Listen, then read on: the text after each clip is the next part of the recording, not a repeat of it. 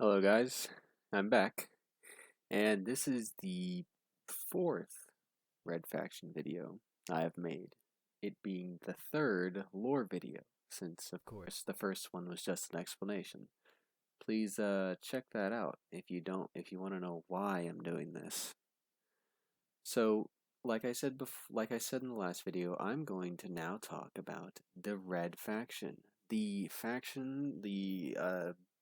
group that the entire game series is named after. There's a lot on the wiki about the Red Faction, naturally, but I'm not going to go into all of it because a lot of it delves into the story of the games, and I'd rather not go into that just yet.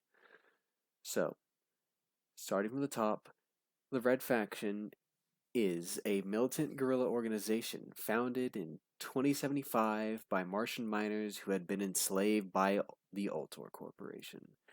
They were the primary opponent of the Ultor Corporation during the first Martian Revolution and had done extremely well in that factor, able to completely overturn most of Ultor and their allies, including the mercenaries from beforehand. The first Martian Revolution had a few leaders, one primarily being Eos, and another Martian miner named Parker, and a rebellious security technician named Hendrix. When the Red Faction seceded, they had begun to wreak havoc in Ultor's facilities and were able to pretty much hold their ground. The Red Faction had managed to secure a ton of supplies from Ultor stockpiles and had completely overturned most of the facility. When the mercenaries came in and started changing the tides for Ultor, Parker and Eos managed to convince the mercenary leader, Colonel Masako, to turn on Ultor and help them get in contact with the EDF. The Red Faction would be victorious, of course, like I said in the Ultor video, and they would go and work with the EDF extremely amicably. During this transition period, there was a funny little event that occurred not on Mars, but on Earth. While Ultor was being taken down on Earth, or while Ultor was being taken down on Earth, a war called the Commonwealth Civil War began, and another red faction popped up, inspired by the Martian Revolution. These red faction copycats? I wouldn't call them copycats. They were pretty true to the same ideals that the Martian Red faction had. Were made up of dozens of people fighting oppression against a brutal dictator who had taken over a government called the Commonwealth. I'm not going to go too far into this because this is Red Faction 2 lore, and Red Faction 2 is kind of wacky. It's safe to say that they managed to secure quite a bit of Earth territory and leeway during this time.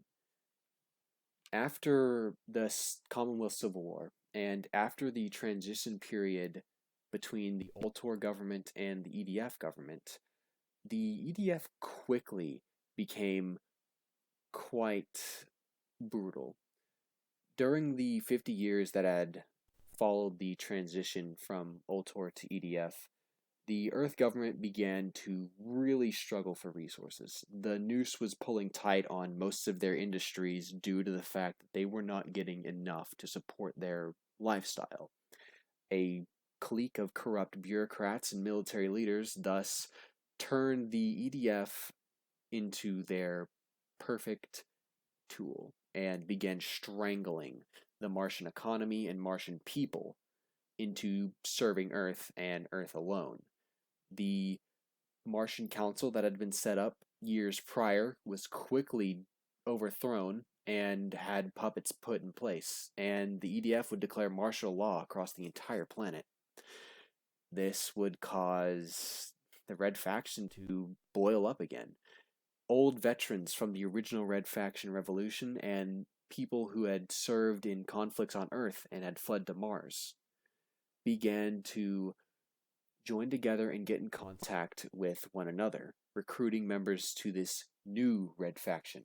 It's technically called the second Red Faction, but it takes its namesake from the first, joining together and preparing to fight the EDF on with any means necessary.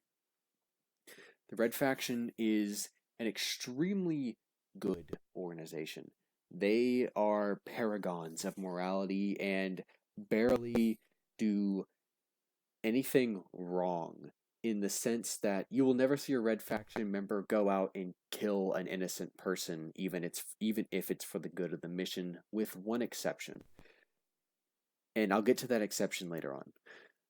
Most importantly, the Red Faction begins organizing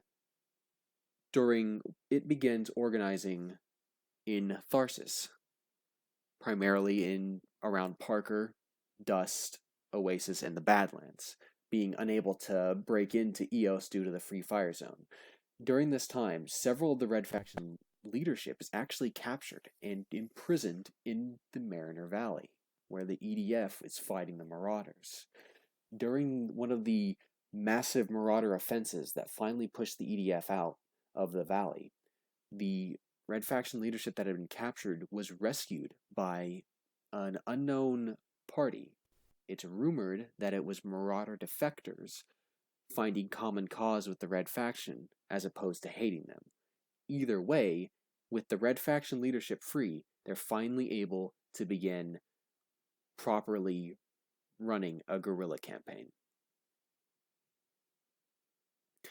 The Red Faction, they're heavily tied to the story, and so I don't want to go too far into it. I like the Red Faction. But I don't like them as much as I do Ultor or the Marauders. The Red Faction is one of those organizations that can do no wrong, and it leaves it to be extremely bland. I like how innovative the Red Faction is with its tactics, being able to hit convoys and strike at military targets with extreme efficiency because it's able to just blend in with the civilians. They don't have any kind of standard and will make use of all kinds of weapons, including homemade and military ones stolen. Their guerrilla style is good, and it's a very interesting and enjoyable aesthetic. It's just that they have problems with they're too good. There's no gray zone with the Red Faction. You never see anyone sacrificing anything for the sake of the revolution. There's always a way that they are portrayed in a good light, which I find, again, boring. The one exception is that, and this is a bit of a spoiler for the Red Faction guerrilla story, one of the members of the Red Faction, a man by the name of Jenkins, is this cultist, is a reformed, quote unquote, cultist that joined with the Red Faction in an attempt to create a Martian nationalist state where the English language would be abolished and there would be a completely Mars only industry. You know, he hoped to reduce all the Earth influence off of the planet and create a completely Martian society, which he found very little company with. During one of these During one of the Red Faction missions, as they are trying to liberate Mars, Jenkins actually betrays the Red Faction after being informed by the EDF that he will get a private estate on Mars where he will be left alone permanently by the government if he were to give the location of their main base. I really, really like that. It shows that the Red Faction is not the pure goody boy two shoes organization that it tries to paint itself to be. Now, you only see this once, because the rest of the time they're perfect angels of absolution and can do no wrong, but it's a very nice turnaround to see at least one of the members having something more than just, oh, I want to liberate Mars because it's the right thing to do. They have actual desires and goals and greed, around their actions like any normal person would. That's as far as I'm willing to talk about the Red Faction in the sense of the lore. I am rather disappointed with the Red Faction in the sense that, again, it's not diverse at all. And when I say diverse, I mean politically diverse. The Red Faction sounds like the perfect breeding ground for interesting ideology, especially Martian ideology, something colonial ideology. I would love to see some Red Faction communists who want to turn Mars into a socialist worker state, or Red Faction like decentralists who want to make every single sector on Tharsis independent, their own little independent states. I could see Red Faction unionists who want to fight off the EDF but don't want to leave the umbrella of being a part of Earth. I could see a dozen people in groups and ideologies coming together under one banner for the sole reason that the EDF is terrible. But at the same time, you'd have, again, hardline, true red, you know, socialist people who want to try and create a worker state, and you'd have others who want to try and implement a democracy afterwards, or authoritarians, straight up authoritarians who want to make, again, a Martian nationalist state free of what they deem as impure. All who hate the EDF for turning their home into a miserable slave state, but in the end are going to have to fight themselves after the fighting is all done if someone doesn't step in and try and keep them all together. I could definitely love the Red Faction more if it were, again, more. There's so little to it. Again, they can do no wrong, and the citizens of Mars will literally hand over just about anything for them. I would have loved to see the Red Faction deal with Earth loyalists who refuse to support the Red Faction in any sense. I would have loved to see them go against their own morality and sacrifice some innocence for the good of the many. Maybe even take EDF prisoners often, because as it turns out, the Red Faction treats its EDF prisoners as well as some marauders might. There are EDF defectors, and that's good. I like it when you have two factions blending together and dealing with one another in weird ways, but the one time you actually deal with an EDF prisoner, you kill him. You throw him in a truck and send him down a hole to die, which it's not helping the cause.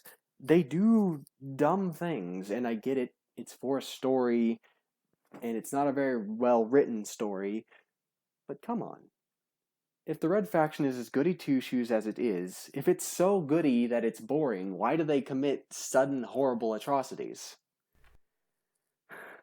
Although I shouldn't complain. That's exactly what I'd like to see. Them committing awful atrocities in the name of freedom, which doesn't have to happen, but more often than not, it does. Not everyone can be this great grand rebel group, the romanticized, we storm the Capitol and suddenly we win. If there had been moves to sway the EDF to the Red Faction's side, to cause division within their ranks, that would have been very nice. Actual infiltration and subterfuge as opposed to just blowing shit up. The Red Faction does a lot of kind of stupid things. It attacks wind farms that power towns. It attacks solar plants that power towns and settlements. It attacks resource convoys, then doesn't distribute it back to the people and just keeps it. It's both a can do no wrong, but when it does do wrong, it doesn't acknowledge that it did anything wrong. The leadership is fairly competent, I would say, but again, there's just a lot to lack. There is not enough division in a group that would naturally be pretty divided. I appreciate the Red Faction for its attempt to embody the romanticized rebel spirit that deep down everyone wants to go ahead and deal with, but sometimes it just doesn't work. The Red Faction does have a good aesthetic, though. I will say that their weapons and tools are pretty cool. Like, again, they take the art of wielding a sledgehammer to a whole new weapon, to a whole new level, and really crack some skulls with that shit. They use mining charges to set up ambushes and blow up like convoys. They make rocket launchers out of black powder from mining equipment and other rocket launchers that are made from captured stolen rockets for tanks that they rig onto sleds to fire off. They even go so far as to make these massive grinding tools used to cut stone into giant flechette launchers, really. I mean, they shoot saw blades with spinning it up with magnets, and it's quite brutal and nasty, honestly. My favorite one has to be the arc welder, which basically goes full Darth Sidious and shoots out bolts of lightning that ping off of people's armor. It's extremely it's an extremely diverse, unique, and unorthodox weapon set, which is exactly what they should do when fighting such an organized military force. They don't really have any they don't have much in the way of their own production, so 90% of what they have is stolen or it's rigged from junk, which it's a nice aesthetic and I appreciate it. I'll go into the Red Faction more when I get into the story of Red Faction Guerrilla, but I believe I've done it some justice. You understand why I find the Red Faction to be a little infuriating. It's both the best thing ever and can do no wrong, but when it does do wrong, it doesn't acknowledge that, and so it comes off as forgettable, which you want an organization that does bad things and does good things equally for the most part. When someone does a bad thing, you want people to recognize the bad thing and be like, "Okay, that was bad. I can't believe we had to do that."